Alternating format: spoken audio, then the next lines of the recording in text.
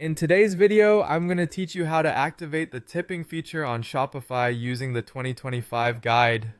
This feature can be a game changer for your online store, allowing customers to leave tips during the checkout process. So, let's dive straight into it.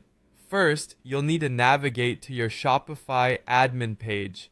Make sure you're logged in to your Shopify account so your dashboard is fully accessible. Once you're in your Shopify admin, your next step is to find the home page associated with your specific store. It's usually displayed at the top of your admin panel, making it easy to locate.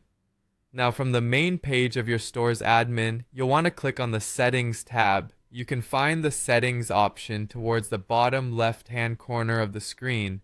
Click on it, and you'll notice a list of different categories within your store's settings.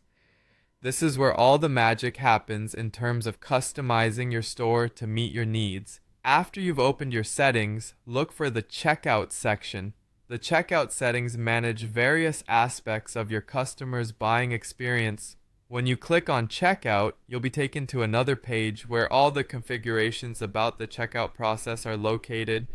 As you scroll through the checkout settings, you'll soon come across an option that mentions enabling tips. You will see a checkbox that you need to tick in order to activate the tipping feature. This checkbox will authorize your store to show a tipping option to customers during the final stages of checkout. With the tipping feature now visible, you have the flexibility to set the percentage options that your customers can choose to leave as a tip. Enter your preferred default tipping percentage in the designated field. Typically, people may set options like 10%, 15%, and 20%, but feel free to adjust this setting based on what you think suits your store best. Remember, giving customers a range of percentages will make them more likely to leave a tip that matches their level of satisfaction with your service. Last but definitely not least, once you have made these adjustments, it's crucial to save your changes. Find the Save button, usually located towards the lower right-hand corner of the screen, and give it a click.